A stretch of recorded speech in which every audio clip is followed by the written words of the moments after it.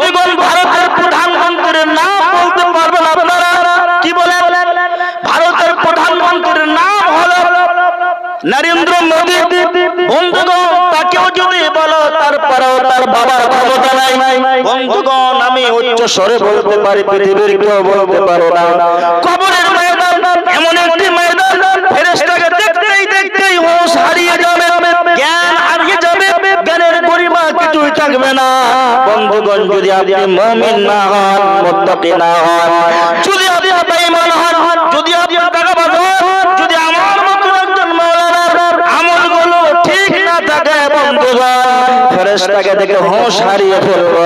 আর যখন প্রশ্ন করবে হা হা লাদরি, এই বলে আমি তাকে ফেরেশতাকে জবাবটা দিয়ে দেবো। ও আল্লাহর মালায়েকা, ও আল্লাহর ফেরেশতা, আমার মতো মূর্খ মানুষ পারবে? আমি আরবি বুঝি না, আমি সওয়ালের প্রশ্ন বুঝি না, আমি দিতে পারবো না, এই প্রশ্নগুলো উত্তর দিতে পারবো না।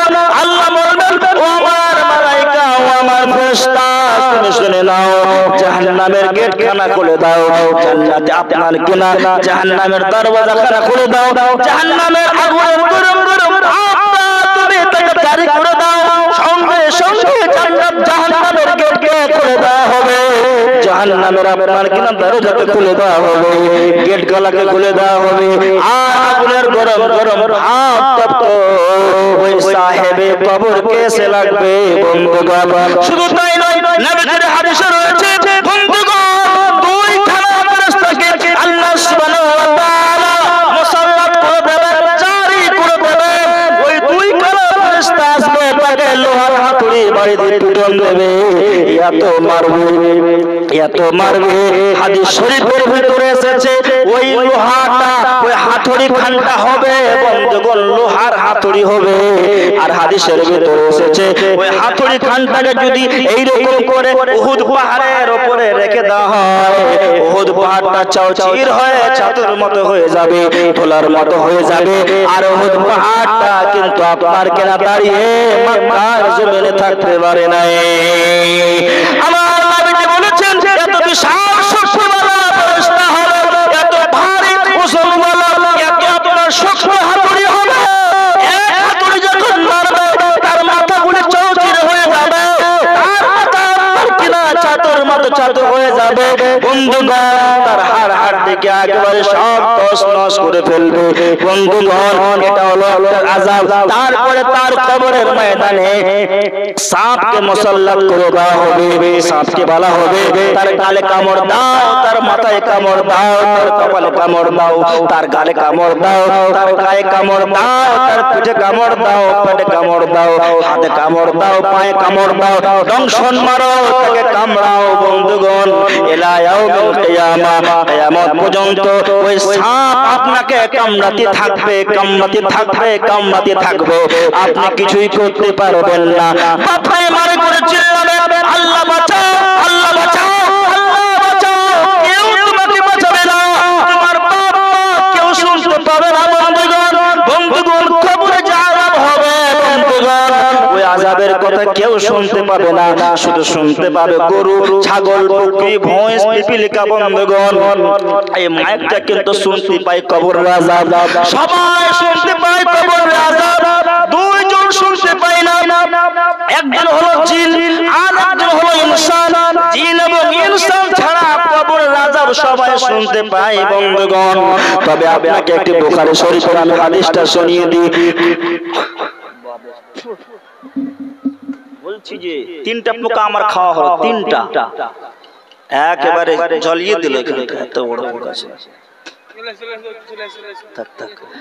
ভাই আব্বা জানেরা, হাদিস শুনেন, বুখারী শরীফের হাদিসটা আপনি শুনেন, মন ভরে যাবে, আপনি অন্তরটা আপনি কিনা চিন্তা চেতনা আপনার বনে যাবে। আম্মা জান আয়েশা, বিশ্ব নবীর হযরতে নবী মুহাম্মদ সাল্লাল্লাহু আলাইহি সাল্লামের প্রিয় বিবি, আখেরি বিবি, আম্মা জান আয়েশা সিদ্দিকা রাদিয়াল্লাহু তাআলা আনহা তার কাছে একজন দাখালাত আন্না ইহুদিয়ান, দাখালাত আন্না ইহুদিয়ান, একজন ইহুদি মহিলা হযরত আয়েশা রাদিয়াল্লাহু তাআলা আনহার কাছে এসে হাজির হলেন। তারপর হযরত আয়েশা রাদিয়াল্লাহু তাআলা আনহাকে ওই ইহুদি মহিলাটা আযাবে কবর সম্পর্কে কিছু কথা বললেন। কথা বলার পরে আয়েশা রাদিয়াল্লাহু তাআলা আনহাকে আন্না ইহুদিয়ান, ওই ইহুদি মহিলাটা কিছু কথা বলার পরে বললেন, আয়েশা তোমাকে আল্লাহ তাআলা আযাবের কবর থেকে বাঁচাক। আয়েশা তখন মনে মনে বলল, না আমাকে কবর আযাব থেকে আল্লাহ বাঁচাবে মানে এর মানে কবরেও কি আযাব হবে নাকি? এর মানে হযরত আয়েশা রাদিয়াল্লাহু তাআলা আনহার কাছে কবরের আযাব সম্পর্কে হাদিসটা এখনো পৌঁছায়নি। হযরত আয়েশা কিন্তু জানেন না, আর নবীজি কিন্তু বাড়িতে নাই। তো নবী তার বিবি হযরত আয়েশা তখন বলতেছিলেন, আসুক আসুক আমার স্বামী আসুক, আমার নবী আসুক, নবী মুহাম্মদ সাল্লাল্লাহু আলাইহি ওয়াসাল্লাম আসুক, আমি আল্লাহর নবী মুহাম্মদ সাল্লাল্লাহু আলাইহি ওয়াসাল্লামকে এটা প্রশ্ন দিব, আল্লাহর নবী কবরের আযাব হয় নাকি? কবরে কি আযাব হয়? এর ব্যাপারে আমি বলবো। বন্ধুগণ, বিশ্ব নবী আমার যখন সফর থেকে বাড়ির দিকে আসলেন, বাড়ির দিকে আসার পরে বিশ্ব নবীকে প্রশ্ন করলেন। তারপরে বললেন, আল্লাহর নবী আপনি বলুন তো, একজন মহিলা আমার বাড়িতে এসেছিল, আমার বাড়িতে আসার পরে আমাকে কিছু কথা বললো, আমাকে কিছু কথা শোনায় দিল, আযাবুল কবর সম্পর্কে আমাকে বললো, আমি শুনলাম। তারপরে তখন সে মহিলা বলল, আয়েশা তোমাকে আল্লাহ কবর আযাব থেকে নাজাতে রাখো, আয়েশা তোমাকে আল্লাহ কবর আযাব থেকে বাঁচিয়ে রাখো। আমি অবাক হয়ে গেলাম, আমি ভাবতে পারলাম না, আমার মস্তিষ্কের ভিতরে চিন্তা চেতনা চলে এলো, আমি বুঝতে পারলাম না আল্লাহর নবী গো সেই মহিলাটা বলেছে তো ওটা সত্য কথা নাকি? আযাবুল কবর নাকি হবে? কবরে আযাব নাকি হয়? মানুষকে কবর নাকি আযাব হয়? আমার নবী বললেন, আয়েশা আযাবুল কবরে হাক্কুন, আয়েশা রে তুমি কান ধরে শুনে নাও, আযাবুল কবরে হাক্কুন, কবরের আযাবটা হলো সত্য, কবরের আযাবটা হলো হক।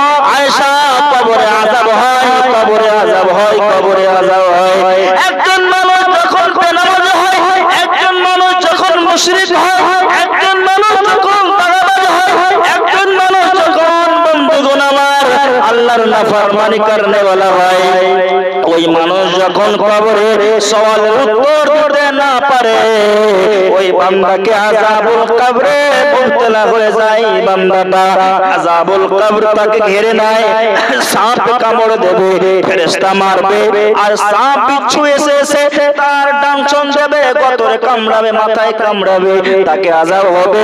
আয়েশা আযাবুল কবরে হাক্কুন, কবরের আযাবটা সত্য একেবারে।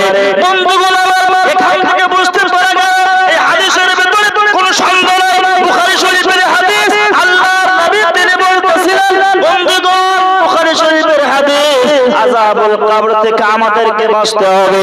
তারপর থেকে হযরত আয়েশা রাদিয়াল্লাহু তাআলা আনহা তিনি বলতেছিলেন, ও দুনিয়ার মুসলমানেরা শোনো, হযরত আয়েশা তিনি বলছেন, এরপর থেকে আমি বিশ্ব নবীকে এমনি দেখি, যখন বিশ্ব নবী আমার নামাজের ময়দানে দাঁড়ায় যেতেন, নামাজের কাতারে দাঁড়ায় যেতেন, বিশ্ব নবী আমার শেষ অংশে, নামাজের শেষ অংশে আযাবে কবর থেকে পানা চাইতেছিলেন। নবীজি আমার আযাবে কবর থেকে আল্লাহর কাছে দোয়া করতেছিলেন।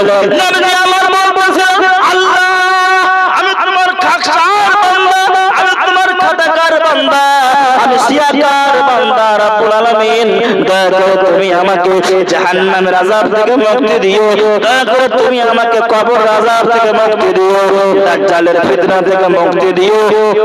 এই বলে হযরত আয়েশা বলছেন, বিশ্ব নবী আমার বারবার করে নামাজের ভিতরে দোয়া করতেছিলেন।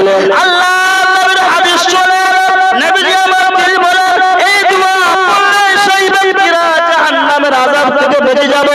নবীজিও কিন্তু দোয়া পড়েছেন দোয়াটার নাম হলো আল্লাহুম্মা ইন্নী আউযু বিকা মিন আযাবিল কবরি ওয়া আউযু বিকা মিন আযাবি জাহান্নাম ওয়া আউযু বিকা মিন ফিতনাতিল মাসিহিদ দাজ্জাল ওয়া আউযু বিকা মিন ফিতনাতিল মাহইয়া ওয়া ফিতনাতিল মামাতি। বন্ধুগণ আমার, নবীজি আমার বারবার করে নামাজের মাধ্যমে এই দোয়া পড়তেছিলেন। ও तमाम পৃথিবীর মুসলমানেরা, আমরাও এসে নামাজের কাতারে দাঁড়িয়ে গিয়ে নামাজের শেষ অংশে প্রথমে আত্তাহিয়াতু লিল্লাহি ওয়াস সালাওয়াতু ওয়াত তাইয়্যিবাতু এই দোয়া পড়ব। তারপরে বন্ধুগণ আল্লাহুম্মা ইন্নী যালামতু নাফসি পড়ব, দুরূদ শরীফ পড়ব। আল্লাহুম্মা সাল্লি আলা মুহাম্মাদিন ওয়া আলা আলি মুহাম্মাদ কামা সাল্লাইতা আলা ইব্রাহিম ওয়া আলা আলি ইব্রাহিম ইন্নাকা হামিদুম মাজিদ। আল্লাহুম্মা বারিক আলা মুহাম্মাদিন ওয়া আলা আলি মুহাম্মাদ কামা বারাকতা আলা ইব্রাহিম ওয়া আলা আলি ইব্রাহিম ইন্নাকা হামিদুম মাজিদ। এই দোয়াটা পড়ার পরে তারপরে আমরা পড়ব আল্লাহুম্মা ইন্নী আউযু বিকা মিন আযাবিল কবরি ওয়া আউযু বিকা মিন আযাবি জাহান্নাম ওয়া আউযু বিকা মিন আযাবিল কবরি ওয়া আউযু বিকা মিন আযাবি জাহান্নাম ওয়া আউযু বিকা মিন ফিতনাতিল মাসিহিদ দাজ্জাল।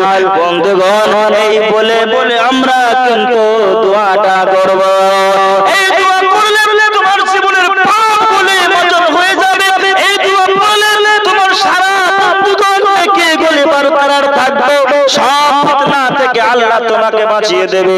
তারপরে নবীজি আমার বলছেন, ও দুনিয়ার মুসলমানেরা, আল্লাহর নবী তিনি বলেন ইন্নামাল কবরু রাউযাতুম মিন রিয়াজিল জান্নাহ ওয়া হুফরাতুম মিন হুফরিন নার। সময় সংকীর্ণ, বেশি বলবো না।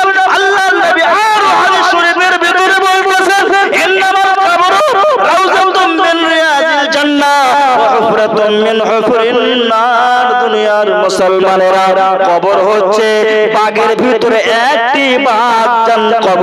কবর হচ্ছে রাউযাতুম মিন রিয়াজিল জান্নাহ, জান্নাতের ভিতরে, জান্নাতের বাগের ভিতরে একটি বাগ, জান্নাতের বাগানের ভিতরে একটি বাগান। কিংবা কবর হচ্ছে জাহান্নামের গর্তের ভিতরে একটি গর্ত। ভালো আমল করলে, সলে আমল করলে রাউযা তোমার কবরটা বনে যাবে, জান্নাত বনে যাবে, বাগান বনে যাবে এবং তুমি কামিয়াব হয়ে যাবে। আর ভালো আমল না করলে, মন্দ আমল না করলে কবরে ধরা খেয়ে গেলে হুফরাতুম মিন হুফরিন নার, জাহান্নামের গর্তের ভিতরে একটি গর্ত তোমার জন্য কবরটা কিন্তু বনে যাবে।